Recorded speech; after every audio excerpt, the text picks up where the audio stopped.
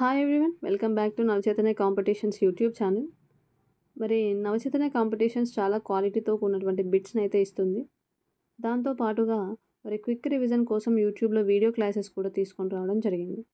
అందులో భాగంగానే మనం ఈరోజు 8వ తరగతి సోషల్లోని హిస్టరీలో ఉన్నటువంటి రెండవ పాఠమైనటువంటి వాణిజ్య స్థావరాల నుంచి సామ్రాజ్య స్థాపన వరకు కంపెనీ అధికార స్థాపన అనేటువంటి లెసన్ని మనం ఈరోజు డిస్కస్ చేద్దాం.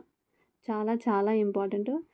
పర్సనల్గా ప్రతి ఇండియన్కి ఏమంటారు, ఈ చాప్టర్ చదివితే చాలా కోపం వస్తుందనే నా ఉద్దేశం అనమాట.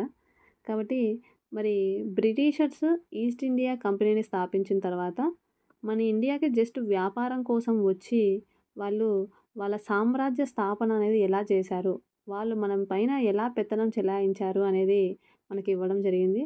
ఇందులో ఈ లెసన్లో ఉన్నటువంటి ఇయర్స్ అన్నీ కూడా చాలా చాలా ఇంపార్టెంట్. వీలైతే మీరు ఏం చేయండి అంటే ఇయర్స్ అన్నీ కూడా ఒక అకార్డింగ్ లైన్గా అంటే క్రొనలాజికల్ ఆర్డర్లో ఆ ఇయర్స్ అనేవి రాసుకొని ఆ మెయిన్ థీమ్ ఏంది అనేది కూడా పక్కన రాసుకోవడానికి ట్రై చేయండి. ఓకే, మరి టాపిక్లోకి వెళ్ళిపోదాం.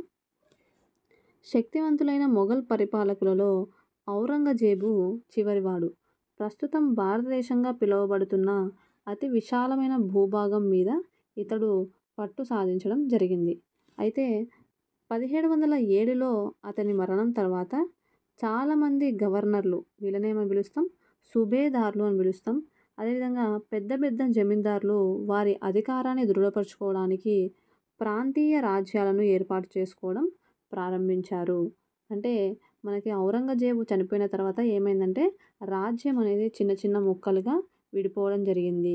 ఇలా భారతదేశం అంతటా బలమైన ప్రాంతీయ రాజ్యాలు ఏర్పడడం వలన ఢిల్లీ ఎక్కువ కాలం సమర్థవంతమైన పరిపాలనా కేంద్రంగా కొనసాగలేకపోయింది. మరి 18వ శతాబ్దపు చివరి భాగంలో రాజకీయ తెరపై ఆవిర్భవించిన అతి శక్తివంతమైన నూతన అధికారక వ్యవస్థ ఎవరిది అంటే ఆంగ్లేయులదన్నమాట. అయితే వీరు ఎందుకు వచ్చినారు అసలు అంటే ఒక చిన్న వ్యాపార సంస్థగా వచ్చారని, వారు ఇక్కడ భూభాగాలను పొందడానికి ఆసక్తి కనపరచలేదన్నమాట. స్టార్టింగ్లో బహదూర్ షా జాఫర్, అతని కుమారులు కెప్టెన్ హడ్సే నిర్బంధించబడడం జరిగింది. ఔరంగజేబు అనంతరం శక్తివంతమైన పాలకులలో మరి ఎవరు లేరనమాట. జస్ట్ ఆ రాజులు ఉన్నా కూడా వాళ్ళు ఎలా ఉన్నారంటే కేవలం అలంకారప్రాయంగా అంటే నామమాత్రంగానే రాజులు ఉన్నారు తప్ప వాళ్ళకు అంత శక్తివంతమైనటువంటి పరిపాలన చేసేటువంటి అవకాశం వాళ్ళకు లభించలేదన్నమాట. తర్వాత ఈ బహదూర్ షా జాఫర్ చాలా ఇంపార్టెంట్ మనకి, ఓకేనా. ఈయనని గుర్తుపెట్టుకుంటేనే నెక్స్ట్ మీకు బాగా పాయింట్స్ అనేవి అర్థమవుతాయి. కాబట్టి వాస్తవానికి 1857లో బ్రిటిష్ పాలనకు వ్యతిరేకంగా అతిపెద్ద ప్రజా తిరుగుబాటు చెలరేగినప్పుడు బహదూర్ షా జాఫర్ మొఘల్ పాలకుడుగా ఉన్నాడు. అంటే మనం ప్రీవియస్ క్లాస్లో చెప్పుకున్నాం 1857 సిపాయిల తిరుగుబాటు అనేది జరుగుతుంది అని. మరి ఆ సిపాయిల తిరుగుబాటు జరిగేటువంటి సమయంలో మరి ఎవరు రాజుగా మొఘల్ పాలకుడుగా ఉన్నారు అంటే మనకు బహదూర్ షా జాఫర్ మొఘల్ పాలకుడుగా ఉన్నాడు. అయితే ఈ తిరుగుబాటును ఏం చేస్తుందంటే ఈస్ట్ ఇండియా కంపెనీ అనేది అణిచివేస్తుంది. అణిచివేసిన తర్వాత మరి బహదూర్ షా జాఫర్ను ఏం చేస్తారంటే రాష్ట్ర భ్రష్టుణ్ణి చేసి అతని కుమారులను అత్యంత క్రూరంగా చంపడం జరిగిందనమాట. ఓకేనా, బహదూర్ షా జాఫర్. నెక్స్ట్ చూద్దాం. అదేవిధంగా మనకు సోషల్లో చదివేటప్పుడు కొన్ని టర్మినాలజీస్ అనేవి మనకి అక్కడక్కడ చిన్న బాక్స్లలో ఇస్తారు. చాలా ఇంపార్టెంట్ అనమాట ఆ టర్మినాలజీ కూడా. ఇక్కడ మనకు వాణిజ్యం అంటున్నాడు. వాణిజ్యం అంటే ఏంటి? ఒక వర్తక సంస్థ ప్రధానంగా వస్తువులను తక్కువ ధరకు కొని ఎక్కువకు అమ్మడం ద్వారా లాభాలను గడించడాన్ని ఏమంటామంటే మనము వాణిజ్యం అంటాం.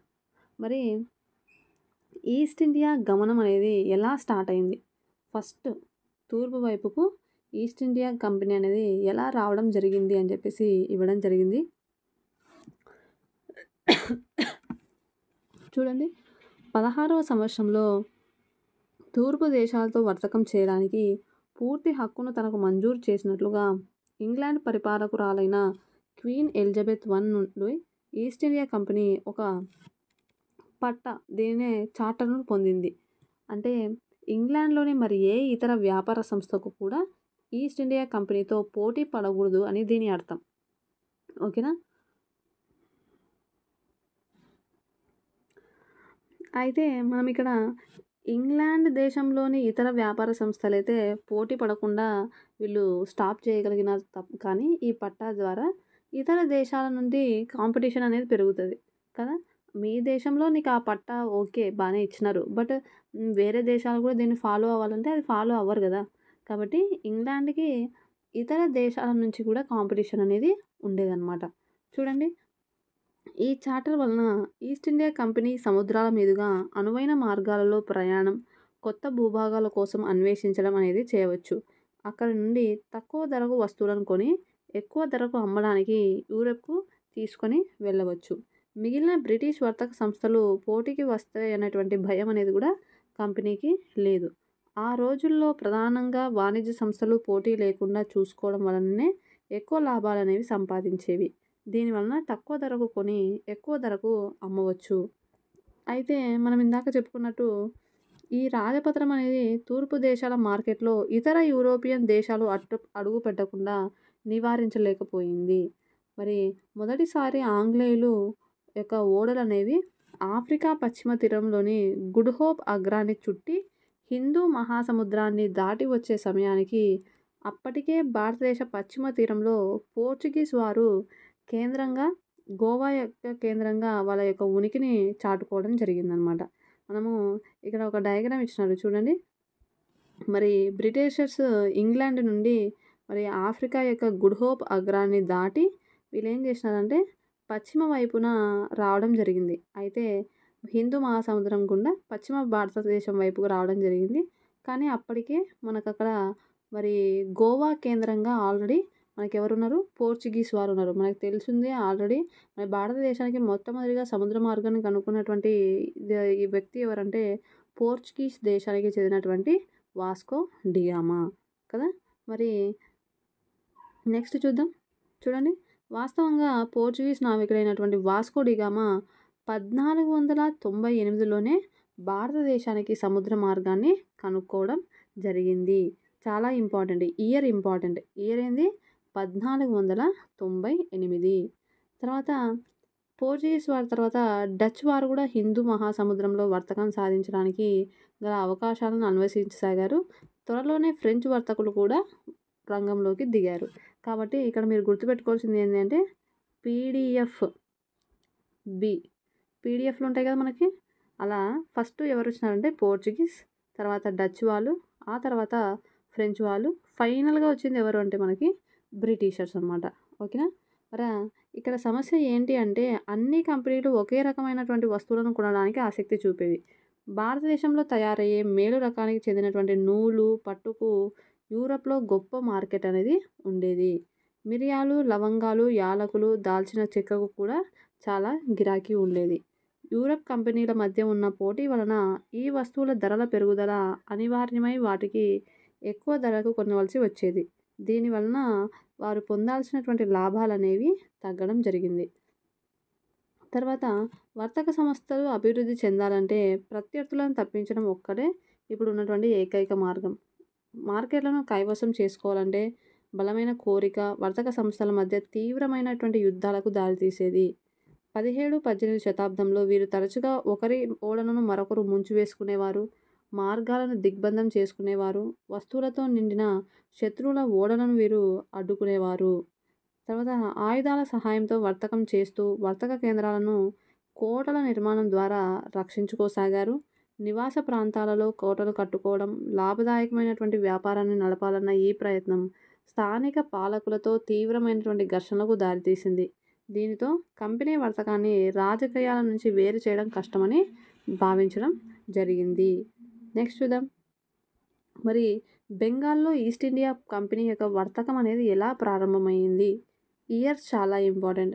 చూడండి, మరి 1651లో హుగ్లీ నది ఒడ్డున మరి ఆంగ్లేయులు మొట్టమొదటి ఒక కర్మాగారాన్ని వీళ్ళు స్థాపించడం జరిగింది.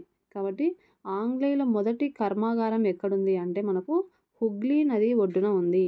ఏ సంవత్సరం అంటే 1651. మరి ఇక్కడ ఆ రోజుల్లో క్రియాశీలకంగా ఉండి ఫ్యాక్టర్స్‌గా పిలువబడే కంపెనీ వర్తకులకు ఇది స్థావరంగా ఉండేది. అయితే మరి ఎందుకు ఈ కర్మాగారాన్ని వీళ్ళు నిర్మించుకున్నారు అంటే, మరి వాళ్ళు సేకరించినటువంటివి వస్తువులను భద్రపరచడానికి వాళ్ళకొక గిడ్డంగిలాగా, ఒక గోడౌన్‌లాగా మరి దీన్ని ఏర్పాటు చేసుకున్నారు. అదేవిధంగా వ్యాపారికి సంబంధించినటువంటి అధికారులు ఎవరైనా ఉంటారు కదా! మరి ఆ కంపెనీ అధికారులు కూర్చోవడానికి అంటే ఒక ఆఫీస్‌లాగా వీళ్ళు క్రియేట్ చేసుకున్నారనమాట. ఓకేనా? తర్వాత వ్యాపారం విస్తరించిన తర్వాత వర్తకులను ఫ్యాక్టరీ వద్దకే వచ్చి స్థిరపడే విధంగా కంపెనీ ఒప్పించింది. మరి 1696 నాటికి ఏం చేసినారు? ఏదో పాపమని మనము స్థలం ఓకే. కోట నిర్మాణం కట్టుకుంటాము. ఒక కర్మాగారం కట్టుకుంటాం అంటే ఓకే అని చెప్పేసి ఇచ్చేసినాం. అయితే వాళ్ళ ఆశ అనేది హద్దు మీరిందనమాట. 1651కి 1696కి వచ్చేసరికి వీళ్ళు ఏం చేసినారంటే ఆ కర్మాగారం చుట్టూ ఒక కోటను నిర్మించుకోవడం జరిగిందనమాట. ఓకేనా? ఒక కాంపౌండ్ వాల్‌ను కట్టడం ప్రారంభించింది. అయితే వీళ్ళు స్టార్ట్ చేసిన 2 సంవత్సరాల తర్వాత మొఘల్ అధికారులకు లంచం ఇచ్చి 3 గ్రామాలపై జమీందారీ హక్కులను కూడా పొందిందనమాట.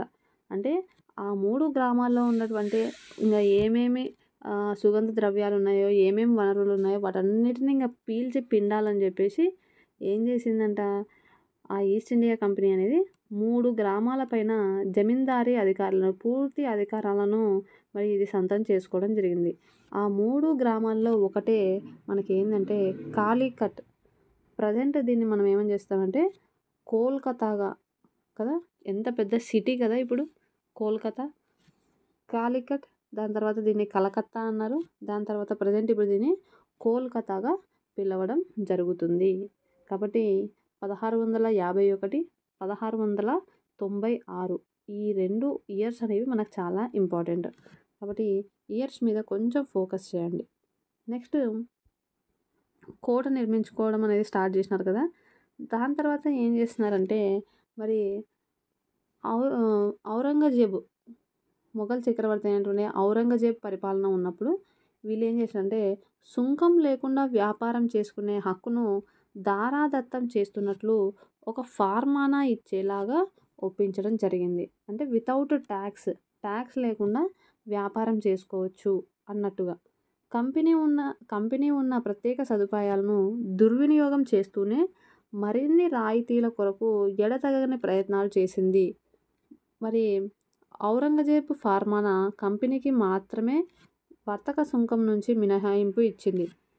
కంపెనీ అధికారులు ఎవరైతే వ్యక్తిగతంగా వ్యాపారాలు చేస్తారో వారు పన్ను చెల్లించాల్సి ఉంటుంది. కానీ వారు కూడా పన్ను చెల్లించడానికి నిరాకరించి బెంగాల్ ఆదాయానికి అపారమైన నష్టాన్ని కలిగించడం జరిగింది. మరి ఫార్మానా అంటే నథింగ్ బట్ ఏంటి అంటే ఒక రాజు శాసనం లేదా రాజు ఆజ్ఞ అని అర్థం అనమాట. ఓకేనా? అంటే మరి ఈ ఫార్మానాని ఒక రాజాజ్ఞని మరి వాళ్ళు తీసుకోవడం జరిగింది. ఏంది? వితౌట్ పన్ను, సుంకం లేకుండా వ్యాపారం చేసుకునేటువంటి హక్కుని వీళ్ళు పొందారనమాట. ఏది? ఈస్ట్ ఇండియా కంపెనీ మాత్రమే. కానీ మరి పర్సనల్‌గా కొంతమంది వ్యాపారాలు చేసేటోళ్ళు. అంటే కొద్ది మొత్తంలో తీసుకొని పోయి అక్కడ అమ్ముకొని మళ్ళా ఆ లాభాలనేవి వీళ్ళు తీసుకునేవాళ్ళు. పర్సనల్‌గా వ్యాపారం చేసేటోళ్ళు. వర్తక వ్యాపారులే. కానీ వాళ్ళు పర్సనల్‌గా అనమాట. ఇది సైడ్ బిజినెస్ లాగా అనమాట. వాళ్ళు కూడా ఏం చేసేవాళ్ళంట వాళ్ళు చేసే వ్యాపారానికి ట్యాక్స్ అనేది చెల్లించకుండా మరి వాళ్ళు కూడా వ్యాపారం కొనసాగించేవాళ్ళు. దీనివల్ల మనకి ట్యాక్స్ అనేది బెంగాల్‌కి రాకపోతే ఏమవుతది? ఆదాయం అనేది తగ్గిపోతది. ప్రజలకు మరి ఏమైనా ఏమంటారు హెల్ప్ చేయాలన్నా, ప్రజలకు ఏమన్నా వాళ్ళ యొక్క ఏమంటారు అవసరాలు తీర్చాలంటే కూడా రాజు దగ్గర ఏముండాల? అమౌంట్ ఉండాల. బట్ బెంగాల్ నుంచి ఆ అమౌంట్ అనేది కంప్లీట్‌గా తగ్గిపోయిందనమాట. మరి ఇక్కడ చూడండి. మద్రాసులోని ఓడల నుండి స్థానిక పడవలు సరుకులు తేవడం చిత్రంను గీసిన చిత్రకారుడు ఎవరు అంటే మనకిక్కడ విలియం సింప్సన్. ఇయర్ వచ్చేసి 1867. నెక్స్ట్ తోలుబొమ్మ అంటే ఏంటి అంటే సాహిత్యపరంగా తీగల ద్వారా కదిలించేటువంటి బొమ్మలను మనం ఏమని పిలుస్తాం అంటే తోలుబొమ్మ అని పిలుస్తాం. ఈ పదాన్ని మరొకరికి ద్వారా నియంత్రించబడే వ్యక్తి అనే అర్థంలో వాడతారు. మనం కొన్నిసార్లు అంటాం, "నువ్వు తోలుబొమ్మ అయిపోయినావు వాడి చేతిలో. వాడు ఎట్లా ఆడమంటే అట్లా ఆడుతున్నావు" అంటాం. అంటే ఏంది అంటే మనకు తీగల ద్వారా కదిలించే బొమ్మ. అది మనం ఎట్లా చెప్తే అట్లా. కదా! అట్లా. అదే ఇక్కడ మనకి బ్రిటిషర్స్ దగ్గర ఇక్కడ మనకేం వాడతామంటే ఒకరి వ్యక్తితో నియంత్రించబడుతున్నాము అనేటువంటి అర్థంలో మనకివ్వడం జరిగిందనమాట. మరి వ్యాపారం చేసుకుంటున్నారు. బట్ యుద్ధాలకు ఇది ఎలా దారి తీసింది? ఏదో పాపమని వ్యాపారం చేసుకుంటామని వచ్చినారు. హెల్ప్ చేసినాము. సరే సుంకం గూడా కట్టమన్నారు. సర్లే ఏదో పాపమని చేసుకోమన్నాము. అంటే సైడ్ బిజినెస్ వాళ్ళు పర్సనల్‌గా చేసుకునేటువంటి వ్యాపారాలకు గూడా సుంకం కట్టకుండా వ్యాపారాలు చేసినారు. దానివల్ల ఏమైంది? బెంగాల్ ఆదాయం అనేది బాగా దెబ్బతింది. ఎప్పుడైతే బెంగాల్ ఆదాయం బాగా దెబ్బతినే లోపు అక్కడ పరిపాలించే రాజులకు గూడా ఖచ్చితంగా కోపం వస్తదా? రాదా? సేమ్ అదే జరిగింది. ఎందుకు మీరిట్లా జేస్తున్నారు? మేము ఇన్ని ఆపర్చునిటీస్ ఇచ్చినాము, ఇన్ని అవకాశాలు ఇచ్చినాము. అయినా గూడా మీరు కక్కుర్తి పడుతున్నారు. ఎందుకు? అని అక్కడ ఉన్నటువంటి రాజుకి కోపం రావడం జరిగింది. ఆ కోపమే తర్వాత ఏమవుతదంటే యుద్ధానికి దారి తీస్తది. అది ఎలా అనేది మనం ఇక్కడ చూద్దాం. మరి 18వ శతాబ్దపు ఆరంభంలో బెంగాల్ నవాబు, కంపెనీ మధ్య వివాదం మరింత తీవ్రతరమైంది. ఔరంగజేబు మరణం తర్వాత బెంగాల్ నవాబు ఆ సమయంలో ఇతర ప్రాంతీయ రాజ్యాల వలె వారి అధికారాన్ని, స్వయం ప్రతిపత్తిని ప్రకటించుకున్నారు. మరి ముర్షిద్ కులీ ఖాన్ తర్వాత అలీ వర్దీ ఖాన్, అతని తర్వాత సిరాజుద్ దౌలా. చాలా ఇంపార్టెంట్ పేర్లు. ముర్షిద్ కులీ ఖాన్ తర్వాత ఎవరంట? అలీ వర్దీ ఖాన్. అలీ వర్దీ ఖాన్ తర్వాత ఎవరు అంటే మనకు సిరాజుద్ దౌలా. వీళ్ళు ముగ్గురు కూడా శక్తివంతమైనటువంటి పాలకులే. వీళ్ళు ఏం చేసినారంటే కంపెనీకి రాయితీలు ఇవ్వడానికి వీళ్ళు వ్యతిరేకించడం జరిగింది. అంటే మీకు ఎంత డిస్కౌంట్లు ఇస్తున్నా కూడా మీరు ఇట్లా చేస్తున్నారు, అవసరం లేదని చెప్పేసి వాళ్ళకి ఎటువంటి రాయితీలు ఇవ్వడం అనేది జరగదు అని చెప్పేసి వీళ్ళు చెప్పడం జరిగిందనమాట. తర్వాత కంపెనీ వర్తకం చేసుకునే హక్కును ఇచ్చినందుకు గాను భారీ మొత్తంలో కుప్పం చెల్లించమని కూడా వీళ్ళు కోరడం జరిగింది. ఏ రకమైన నాణెములను ముద్రించడానికి అనుమతించలేదు. కోటలను విస్తరించడాన్ని కూడా వీళ్ళు అడ్డగించారు. బెంగాల్ ప్రభుత్వానికి రావాల్సిన ఆదాయాలను భారీ మొత్తంలో కొల్లగొడుతోందని, నవాబు అధికారాన్ని విస్మరిస్తోందని కంపెనీ మీద నిందారోపణ చేయడం జరిగింది. కంపెనీ పన్నులు చెల్లించకుండా నవాబును, అతని అధికారులను కించపరుస్తూ ఉత్తరాలు రాస్తూ ఉండేవాళ్ళు. ఈ బ్రిటిషర్స్ దగ్గర ఉండే ఒక పెద్ద నెగెటివ్ ఏంది అంటే, మన ఇంటికే వచ్చి మన ఇంట్లోనే తిండి తినుకుంటా మళ్ళీ మనల్నే ఎత్తి పొడుస్తారనమాట. లేదు మేము అట్లా చేయటం లేదు, ఇట్లా చేయటం లేదు అని. ఇక్కడే కాదు చాలా పాయింట్స్ నేర్చుకుంటాం మనం అసలు హిస్టరీ చదివేటప్పుడు. వాళ్ళు చేసేదే తప్పు. కానీ మళ్ళీ మనల్నే ఎత్తి పొడవడం, మనల్నే కించపరచడం ఇట్లాంటివి ఎక్కువున్నాయన్నమాట. సో, ఇక్కడ కూడా ఏంది తన అధికారులను కించపరుస్తూ ఉత్తరాలు రాస్తూ ఉండేవాళ్ళనమాట. నెక్స్ట్ చూడండి. కంపెనీ కూడా దానికి వంతుగా అది స్థానిక అధికారులు అన్యాయమైన కోరికల వలన వర్తకం నాశనం అవుతుందని, పన్నులను ఎత్తివేయడం వలన మాత్రమే వర్తకం వృద్ధి చెందుతుందని వీళ్ళు చెప్పేవాళ్ళనమాట. వ్యాపారాన్ని పెంచుకోవాలంటే నివాస ప్రాంతాలను చేసుకోవాలని, గ్రామాలను కొనాలని, మళ్ళీ కోటలను పునరుద్ధరించుకోవాలని వీళ్ళు చెప్పసాగింది. ఈ విభేదాలనేవి ఘర్షణలకు దారితీయగా ప్రసిద్ధమైనటువంటి ప్లాసీ యుద్ధం అనేది మరి ఆ యుద్ధ సమయానికి మధ్యలో విభేదాలనేవి బాగా పరాకాష్ఠకు చేరుకున్నాయన్నమాట. ఓకేనా? కాబట్టి చాలా చాలా ఇంపార్టెంట్. మొట్ట సో, ప్లాసీ యుద్ధం అనేది మనకు చాలా చాలా ఇంపార్టెంట్. ఓకేనా? ఎందుకంటే బ్రిటిషర్స్ మన ఇండియాకి వచ్చిన తర్వాత జరిగినటువంటి మొట్టమొదటి యుద్ధం, వాళ్ళకి వ్యతిరేకంగా చేసినటువంటి మొట్టమొదటి యుద్ధం ఏదైనా ఉంది అంటే అది మనకు ఈ ప్లాసీ యుద్ధం అనమాట. మరి ప్లాసీ యుద్ధంకి ప్లాసీ అనేటువంటి పేరు ఎలా వచ్చింది అంటే పలాషీ అనేటువంటి పదానికి ఆంగ్లీకరించబడినటువంటి ఉచ్చారణ అనమాట అది. అయితే హెరీలీ పండుగలో ఉపయోగించే గులాల్ పొడిని ఇచ్చే అందమైన ఎరుపు పువ్వులు పూసే ఆ పలాస చెట్టు నుండి ఆ స్థలానికి ఆ పేరు రావడం జరిగిందనమాట. ఓకేనా? పలాస చెట్లు ఉండేటువంటి ఆ ప్రదేశం కాబట్టి దానికి ఏమని పేరు వచ్చింది? ప్లాసీ. మరి ఏ పండుగలో వాడతారంట ఈ గులాల్ పొడిని? హెరీలీ పండుగ. ఓకేనా? కాబట్టి ఈ అంశాలనేవి గుర్తుపెట్టుకోండి. మరి 1756లో అలీ వర్దీ ఖాన్ మరణించడం జరిగింది. మరి అలీ వర్దీ ఖాన్ మరణించిన తర్వాత సిరాజుద్దౌలా బెంగాల్ నవాబు అవ్వడం జరిగింది. దీంతో అతని అధికారంపై కంపెనీ ఆందోళన చెందింది. అమ్మో! సిరాజుద్దౌలా కూడా ఎందుకంటే మంచి శక్తివంతమైన పాలకుడు. వీడు ఏమేం కొత్త రూల్స్ తెస్తాడో అని చెప్పేసి కంపెనీ అనేది భయపడిందనమాట. దానికి తగ్గట్టుగానే మరి సిరాజుద్దౌలా అనేక అంశాలని ఈయన కోరడం జరిగిందనమాట. అవి ఏంటి అంటే స్వచ్ఛందంగా వర్తక రాయితీలు, ఇతర ప్రత్యేక సదుపాయాలు ఇవ్వడానికి సమ్మతించే తోలుబొమ్మ పాలకుడి కోసం కంపెనీ ఎదురుచూసింది. కానీ అది విజయవంతం కాలేదు. సిరాజుద్దౌలా ప్రత్యర్థులతో ఒకరికి నవాబు అవ్వడానికి సహాయం చేయడానికి ప్రయత్నించింది. దీనితో క్రోధోద్రిక్తుడైనటువంటి సిరాజుద్దౌలా అతని రాజ్యం యొక్క రాజకీయ వ్యవహారాలలో కంపెనీ జోక్యం మానుకోవాలని, కోటల నిర్మాణాన్ని ఆపాలని, శిస్తును చెల్లించాలని ఈయన కోరడం జరిగింది. నార్మల్‌గానే ఉన్నాడు. ఎప్పుడైతే సిరాజుద్దౌలా రాజు అయినాడో, నవాబ్ అయినాడో కంపెనీకి కొంచెం టెన్షన్ వచ్చింది. వీడు ఖచ్చితంగా మనల్ని వ్యాపారం చేసుకోనీయడు అని. అందుకు వీళ్ళేం చేసినారంటే, మనకు అనుకూలంగా ఉండేటువంటి వ్యక్తిని రాజు చేస్తే, నవాబుని చేస్తే ఇంక మనకు వ్యాపారం చేసుకోవడానికి బావుంటది కదా! ఎలాగైనా సిరాజుద్దౌలాని దించి వేరే నవాబుని మనకు అనుకూలంగా ఉండేటువంటి నవాబుని అక్కడ పెట్టాలా అని ఆలోచించారనమాట. ఈ విషయం తెలుసుకున్న రాజు సిరాజుద్దౌలాకి చాలా కోపమొస్తది. ఏదో వ్యాపారం చేసుకోవడానికి వచ్చినారు, వ్యాపారం చేసుకొని వెళ్ళిపోవాల. మీరు మా రాజకీయ విషయాల్లో ఎందుకు ఇన్వాల్వ్ అవుతున్నారు అని చెప్పేసి ఈయన కోపోద్రిక్తుడై మీరు పన్నులు చెల్లించాలా, కోటలనేవి విస్తరించకూడదు అని చెప్పేసి చాలా రూల్స్ అయితే పెట్టడం జరిగింది. చాలా చర్చలు కూడా దీని మీద నడిచినాయి. అయితే ఏం చేసినాడంటే మరి సిరాజుద్దౌలా 30,000 మంది సైనికులతో కాసిం బజార్‌లోని ఆంగ్లేయుల ఫ్యాక్టరీపై దాడి చేయడం జరిగింది. అయితే అక్కడ అధికారులు ఎవరైతే ఉన్నారో వాళ్ళని పట్టుకొని ఆ గిడ్డంగికి తాళం వేసి మరి ఆంగ్లేయుల దగ్గర ఉన్నటువంటి ఆయుధాలన్నిటిని తీసేసుకొని మళ్ళీ అదేవిధంగా వాళ్ళ యొక్క నౌకలను కూడా మరి వీళ్ళే తీసేసుకొని ఏం చేసినారు, కలకత్తా మీద నియంత్రణ కోసం వీళ్ళు ఏం చేసినారంటే కలకత్తా వైపుకు వీళ్ళు వెళ్ళడం జరిగిందనమాట. ఎవరు? సిరాజుద్దౌలా మరియు అతని సైన్యం. అయితే ఇక్కడ అసలైన విలన్ ఎంట్రీ అవుతాడు. ఓకేనా? మామూలుగా ఉండదనమాట. ఓకేనా? కాబట్టి ఎప్పుడైతే ఈ కలకత్తాలో ఈస్ట్ ఇండియా కంపెనీ అనేది ఓడిపోయింది అనేది ఎవరికి తెలుస్తదంట? మద్రాసులో ఉన్నటువంటి రాబర్ట్ క్లైవ్‌కి తెలుస్తది. ఇండియా ఇలా చూసుకుంటే మనకు వెస్ట్ బెంగాల్‌లో కలకత్తా ఉంటది కదా!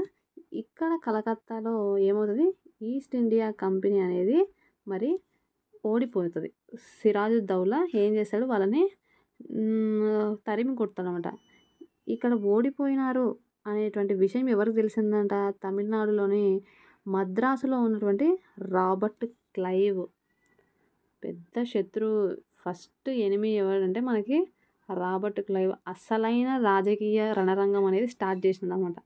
కాబట్టి రాబర్ట్ క్లైవ్ ఫస్ట్ ఎక్కడ ఉన్నాడంటే మద్రాసులో ఉన్నాడు. హ్యాపీగా వ్యాపారం చేసుకుంటున్నాడు మద్రాసులో ఉండి. ఇతనికి విషయం తెలిసిందనమాట. విషయం తెలిసే లోపల ఈయన ఏం చేసినాడంటే మరి బలమైనటువంటి నావికా దళాలతో కూడినటువంటి సైన్యాన్ని మరి పంపిస్తాడనమాట. తర్వాత దీర్ఘకాలం నవాబుతో చర్చలనేవి జరిగినాయి.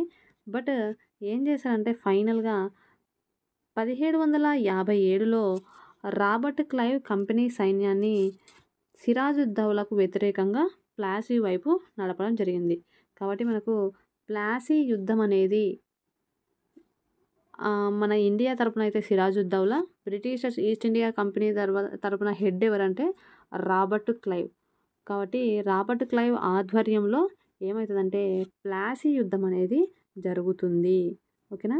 అయితే ఈ ప్లాసీ యుద్ధ సమయంలో మనకందరికీ తెలిసిందే, బాహుబలి ఎంత స్ట్రాంగ్ అయినా వెన్నుపోటు అనేది ఎంత డేంజర్ కదా! కట్టప్ప వెన్నుపోటు పొడిచే లోపల రాజ్యమే కూలిపోయింది. సేమ్ అదే విధంగానే ఇక్కడ కూడా అదే జరుగుతుంది. మరి సిరాజుద్దౌలా యొక్క బలమైన సైన్యాధిపతి కట్టప్ప ఎవరు అంటే మనకి ఇక్కడ మీర్ జాఫర్ అనమాట. ఓకేనా? మీర్ జాఫర్‌ని కొనేస్తారు. ఎవరు? బ్రిటిషర్స్. కొనేసి నువ్వు యుద్ధంలో పాల్గొనకూడదు, మరి సైన్యానికి సైన్యాధిపతి లేకపోతే ఎట్లా? సైన్యాధిపతి ఇన్‌స్ట్రక్షన్స్ ఇస్తుంటే సైనికులందరూ యుద్ధం చేస్తారు. అట్లాంటి సైన్యాధిపతి లేకపోయేసరికి యుద్ధం ఎలా అనేది యుద్ధానికి సంబంధించి సరైన ఇన్‌స్ట్రక్షన్స్ లేక ఏమైతదంటే సిరాజుద్దౌలా యొక్క సైన్యం అనేది ఓడిపోతదనమాట. కేవలం ఎవరు రాకపోవడం వల్ల అంటే మీర్ జాఫర్ యుద్ధంలో పంచుకోకపోవడం వల్ల ఓటమి చవిచూస్తది. ఇంగ మనోళ్ళకి తెలిసిందే కదా! బ్రిటిషర్స్‌కి ఇంగ దొరికినామంటే ఇంగ అయిపాయే. సేమ్ అదే విధంగానే ఏం చేస్తారంటే ఇక్కడ చూడండి, ఇక్కడ ఆశ చూపిస్తాడు. ఈ పాయింట్ కూడా నేర్చుకుందాం ఇక్కడ. రాబర్ట్ క్లైవ్ ఏం చేస్తాడంటే సిరాజుద్దౌలాని అణచివేసిన తర్వాత మీర్ జాఫర్‌ను నవాబు చేస్తాను. సిరాజుద్దౌలాని దించేసి నువ్వు నవాబు అయితావని చెప్పేసి ఆయనకు మరి ఏం చేస్తారంటే ఆశ చూపిస్తారనమాట. ఓకేనా? ఆశ చూపిస్తే అప్పుడు మీర్ జాఫర్ బ్రిటిషర్స్‌కి అనుగుణంగా మరి ఆయన మద్దతు తెలుపుతాడనమాట. మరి ఈస్ట్ ఇండియా కంపెనీ భారతదేశంలో సాధించినటువంటి మొట్టమొదటి ఘన విజయంగా మరి ఏది అంటే మనకు ప్లాసీ యుద్ధం. ఎవరిపైన? సిరాజుద్దౌలా పైన. కాబట్టి ఈస్ట్ ఇండియా కంపెనీ యజమానుల సమావేశాలు east India house, Leiden hall వీధి, లండన్‌లో జరిగేవి. చాలా important. East India house, Leiden hall వీధి ఎక్కడుంది ఇది? లండన్‌లో ఉండింది. కాబట్టి ఈ అంశాలనేవి గుర్తుపెట్టుకోండి. నెక్స్ట్ వచ్చేసి మరి 1వ ఆధారం అని చెప్పేసి ఒక అంశం అయితే ఇవ్వడం జరిగింది. వర్తక ఈస్ట్ ఇండియా కంపెనీ యొక్క ప్రాదేశిక ఆదేశాలు ఇంగ్లాండ్‌లో అపనమ్మకం, సందేహంతో చూడబడ్డాయి. ప్లాసీ యుద్ధం తర్వాత మరి రాబర్ట్ క్లైవ్ 1759 జనవరి 7వ తేదీన కలకత్తా నుండి ఆంగ్ల చక్రవర్తి యొక్క ప్రధాన కార్యదర్శులలో ఒకరైన విలియం పిట్‌కు ఈయన లేఖ రాయడం జరుగుతది. ఓకేనా? ఇంకా అసలైన రాజకీయ మెరుపు అనేది ఇక్కడ స్టార్ట్ అవ్వబోతుందనమాట. ఇంగా 1757లో యుద్ధం గెలిచేసినారు. 1759లో అంటే 2 సంవత్సరాల తర్వాత జనవరి 7న మరి విలియం పిట్‌కు లేఖ రాస్తున్నాడు. మరి ఈ విలియం పిట్‌కు రాసినటువంటి లేఖలో ఏముంది అంటే ఏమని రాస్తున్నాడంటే రాబర్ట్ క్లైవ్ లోతుగా ఆలోచిస్తే ఒక వాణిజ్య కంపెనీకి ఒక విశాలమైన దేశంపై సార్వభౌమాధికారం సంపాదించడం బహుశా చాలా కష్టసాధ్యమైనదే కావచ్చు. నా అంతట నేనే గట్టిగా చెబుతున్నాను. సంపదతో తులతూగుతున్న ఈ రాజ్యాలను సంపూర్ణంగా స్వాధీనం చేసుకోవడం కొంత కష్టసాధ్యమైన పనే కావచ్చు, లేదా ఎంత మాత్రం కష్టం కాకపోవచ్చు. 3 ప్రావిన్సులను స్వాధీనం చేసుకొని సంవత్సరానికి 2 మిలియన్ స్టెర్లింగ్ల ఆదాయం పొందాలా వద్దా అనే విషయం మీ నిర్ణయానికే వదిలిపెడుతున్నాను. ప్రజల దృష్టిని ఆకర్షించే ఒక పనిముట్టుగా ఉండండి అని చెప్పేసి మరి ఒక లేఖ అయితే రాసినాడు. అంటే ఆశ చూపిస్తున్నాడనమాట విలియం పిట్‌కి. ఇక్కడ ఇంత ధనం ఉంది, ఇంత సంపద ఉంది. మరి దీన్ని మనము మనకు అనుకూలంగా మార్చుకుందామా వద్దా? కొంచెం తెలివిగా ఆలోచించండి అని చెప్పేసి మరి విలియం పిట్‌కు ఈయన లేఖ రాయడం జరిగిందనమాట. నెక్స్ట్ వచ్చేసి 2వ ఆధారం. ఇక్కడ నవాబు ఫిర్యాదు. ఇక్కడ చూడండి 1733లో బెంగాల్ నవాబు ఆంగ్ల వ్యాపారుల గురించి ఈ విధంగా చెప్పాడు. వారు మొదటిసారి భారతదేశానికి వచ్చినప్పుడు అప్పటి ప్రభుత్వాన్ని ఎంతో వినయపూర్వకంగా అభ్యర్థించారు. ఏమనంటే ఫ్యాక్టరీ కట్టుకోవడానికి ఒక చిన్న స్థలం కొనుక్కునేందుకు అనుమతి ఇవ్వమని. అది అంతా వెంటనే మంజూరు కాలేదు. కానీ వారు బలమైన కోటను నిర్మించి దాని చుట్టూ ఒక పెద్ద నీటి వాగును ఏర్పాటు చేసి దీనిని నదితో అనుసంధానం చేశారు. అలాగే కోట గోడల మీద ఎక్కువ మొత్తంలో తుప్పపాకులు ఎక్కుపెట్టేలా ఏర్పాటు చేశారు. చాలామంది వ్యాపారులను తమ వద్దకు వచ్చి రక్షణ పొందేలా ప్రలోభపెట్టారు. తర్వాత ₹1,00,000 రాబడి వసూలు చేశారు. వారు దొంగిలించారు, దోపిడీ చేశారు. రాజు యొక్క ప్రజలను లింగభేదంతో సంబంధం లేకుండా స్త్రీ పురుషుల ఇద్దరిని కూడా బానిసలుగా మార్చి తమ సొంత దేశానికి కూడా తరలించినటువంటి రోజులనేవి ఉన్నాయి అని చెప్పేసి చెప్పడం జరుగుతుందన్నమాట. మరి ప్లాసీ యుద్ధం జరిగిన తర్వాత మీర్ జాఫర్ను వాళ్ళు నవాబు చేయడం జరిగింది. ఎందుకు మీర్ జాఫర్ని వీళ్ళు నవాబు చేసినారు? మాకు అనుకూలంగా ఉంటే మేము ఎన్ని పనులు చేసినా, ఎంత సంపద దోచుకున్నా గూడా నవాబ్ అనేటోడు ఏమీ మాకు ఎదురు తిరగలేడు గదా! అని జెప్పేసి మీర్ జాఫర్‌ను మరి నవాబు చేసినారు. మీర్ జాఫర్ ఎంత సిరాజుద్దౌలాకి వ్యతిరేకంగా మరి అమ్ముడు పోయినా కూడా మీర్ జాఫర్ కూడా నవాబు దేశ ప్రజలు బాగుండాలి, పాలన బాగా చేయాలి అనేటువంటి మంచి ఆశయాలు ఉన్నటువంటి వ్యక్తి అనమాట. కాబట్టి ఈ మీర్ జాఫర్ కూడా వీళ్ళు చేసేటువంటి పనులు చూసి ఆయనకి ఇదంతా నచ్చలేదనమాట. కాబట్టి ఈ మీర్ జాఫర్ కూడా ఏం చేస్తాడంటే ఆంగ్లేయులకు వ్యతిరేకంగా మాట్లాడతాడు. ఇది కరెక్ట్ కాదు, ఇది చాలా తప్పు అని చెప్పేసి. కాబట్టి ఆ అంశాలనేవి ఒకసారి చూడండి. మరి ప్లాసీ యుద్ధంలో ఓడిపోయిన తర్వాత సిరాజుద్దౌలా హత్య చేయబడ్డాడు. తర్వాత మీర్ జాఫర్ అనే నవాబ్ అవుతాడు. అప్పటికి కూడా పరిపాలనా బాధ్యతను తీసుకోకపోవడానికి కంపెనీ అనేది సుముఖంగా లేదు. దీని ప్రధాన ఉద్దేశం ఏంటి అంటే వ్యాపార విస్తరణ మాత్రమే. కంపెనీకి ప్రత్యేక రాయితీ ఇవ్వడానికి దేశీయ పాలకులు అనుమతిస్తే భూభాగాలను ఆక్రమించాల్సినటువంటి అవసరం అనేది వీరికి ఉండదు.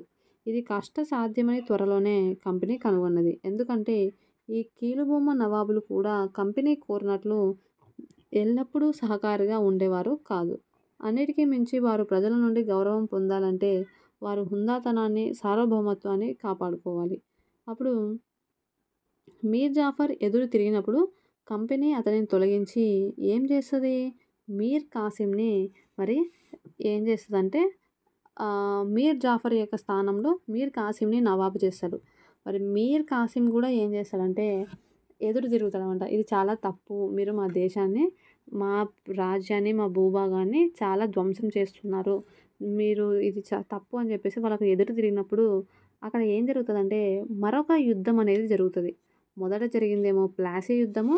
తర్వాత మీర్ కాసిం ఆధ్వర్యంలో జరిగినటువంటి యుద్ధం ఏది అంటే బక్సార్ యుద్ధం. ఓకేనా? బక్సార్ యుద్ధం ఎప్పుడు జరిగింది? 1764లో. మరి ఈ బక్సార్ యుద్ధంలో ఏం చేశారంటే మరి మీర్ కాసిమ్‌ను ఓడించి బెంగాల్ నుండి తరిమివేస్తారనమాట. మీర్ కాసిమ్‌ని ఓడించి బెంగాల్ నుంచి తరిమివేసిన తర్వాత మళ్ళీ తిరిగి ఎవరిని నవాబు చేస్తారంటే మీర్ జాఫర్‌నే మళ్ళీ నవాబు చేయడం జరుగుతుందనమాట. ఓకేనా? మళ్ళీ మీర్ జాఫర్ నవాబు చేసినప్పుడు వీళ్ళ గొంతెమ్మ కోరికలు ఎట్లున్నాయో చూడండి ఒకసారి.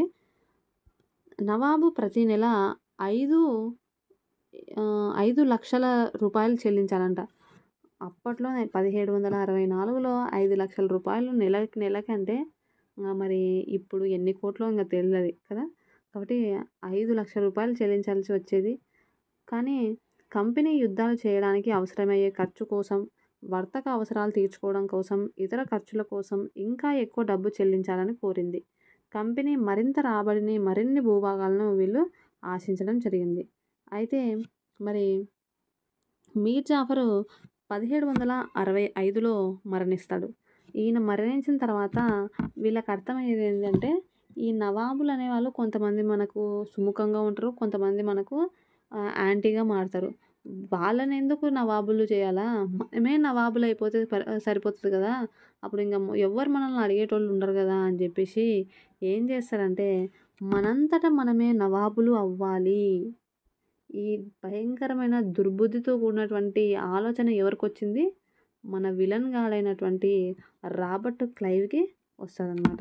కాబట్టి ఏమంటున్నాడు? మనంతట మనమే నవాబులు అవ్వాలి అని చెప్పేసి రాబర్ట్ క్లైవ్ ప్రకటించడం జరిగిందనమాట. మరి 1765లో మొఘల్ చక్రవర్తి కంపెనీని బెంగాల్ ప్రావిన్స్‌ల దివాన్‌గా నియమించడం జరిగింది. కంపెనీని విస్తారమైన బెంగాల్ ఆదాయ వనరులను ఉపయోగించుకోవడానికి ఈ దివానీ అనుమతించింది. ఇది కంపెనీ అంతకుముందు ఎదుర్కొన్న ఒక ప్రధాన సమస్యను పరిష్కరించడం జరిగింది.